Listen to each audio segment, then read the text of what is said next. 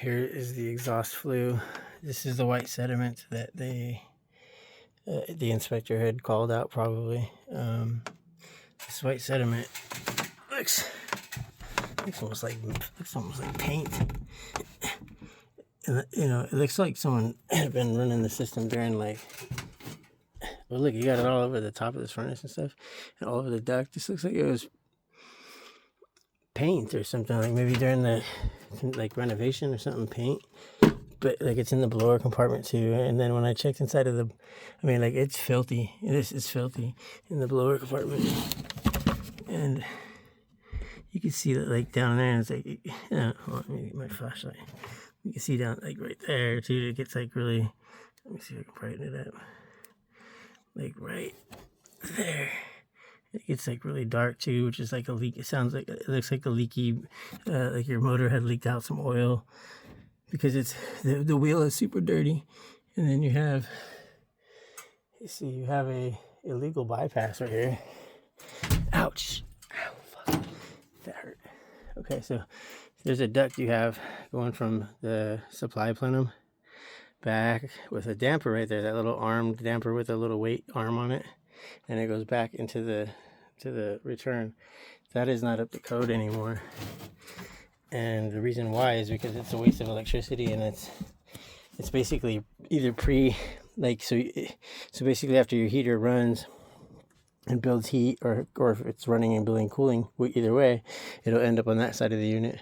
And then you have a duct that is tapped into each plenum where it's coming off that unit, off the supply where the cold air comes out, and then back through here. And then with that little weighted damper, if the pressures are either too high or too low, given to how many thermostats you are running in the house, because if you have a zone board here and you have two thermostats, right? So if you turn off one of the thermostats, the air that you just shut off is got to go somewhere, and it's not just all going to be able to easily force itself through the one duct left. So what it does is it loops it back into into a loop of itself, of the furnace. So it's either going to preheat again or pre-cool again before it gets preheated or reheated and recooled. So that is a big problem, and it's also against city building codes. But as far as the sediment goes, there's a couple reasons why there's probably sediment in there.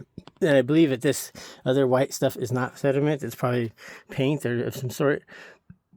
But there is probably sediment in this chimney or in this flue pipe, because of two reasons. One is you have two straight back-to-back 90s, and if you could have just went with 45 or swiveled it up in a way where it's just not so tight of a 90 and then another 90, it's taking too long to get outside basically. And so you got a 90 off of there and a 90 back up, and then you got a 90 and 90 going up, and then who knows how tight that chimney cap up there is to the end of the pipe. And if it's tight, then it's even a harder time getting the heat out of that pipe. And so when that heat creates a moisture, it starts sweating, and then the galvanized of that pipe itself too, along with rust and whatever else, and carbon monoxide, it creates this white powder that looks it doesn't look like this white flaky stuff here as much, because these are big. These are paint. These are paint clips, but it does show white contaminant, or what is it? White particulate. I don't see a whole bunch here. If I take off this flue, I'm sure I'll see some. But either way, the way the flue is done is not as efficient as it should have been, because the flue could have been done with less elbows and less turns and stuff, because it really does affect how fast and how slow the thing can vent.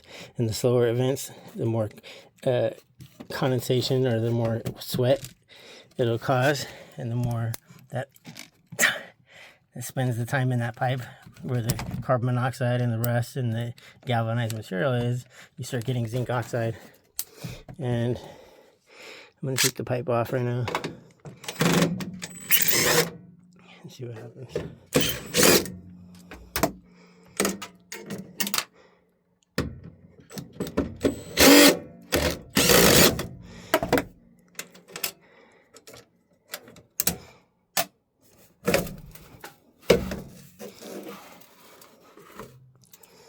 Doesn't look like you have very much zinc oxide in there. Not even at all, actually. Let me loosen up a couple of these pieces here and see.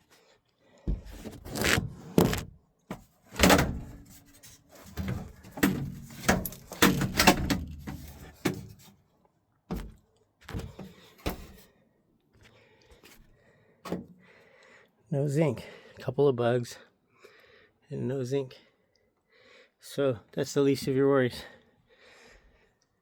The thing that I noticed first is that it's zoned, and it's zoned incorrectly, and that's something that you might want to take care of, because that's not up to the city's building code anymore.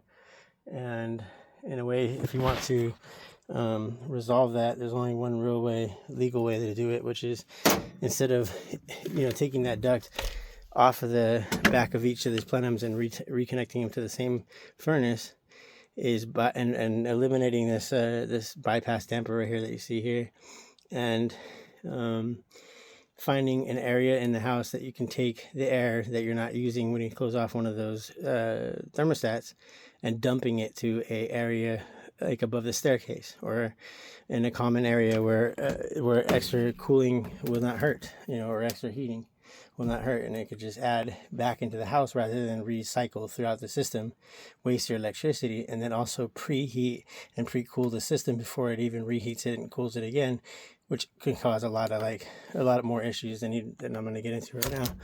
So those are the first things I noticed. And the blower wheel in the furnace is absolutely gross and disgusting, and it should be cleaned.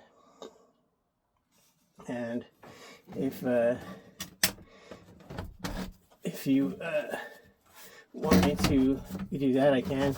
Also, if you want me to do like a system analysis on this whole system, which is like it's a system commissioning is what it's really called. And what it is whenever we do like a new install, we do like a system commissioning for all of our new installs, right? We hook up these gauges and probes and stuff to every vent, or to all the places that it matters, like all the refrigerant charge, all the temperature of the lines, and the refrigerant pressures, and the temperature coming in and out of the vents, and the humidity, and the volts, every single thing that you can think of that would be important, whether or not like it's running correctly, is answered by doing a commissioning test.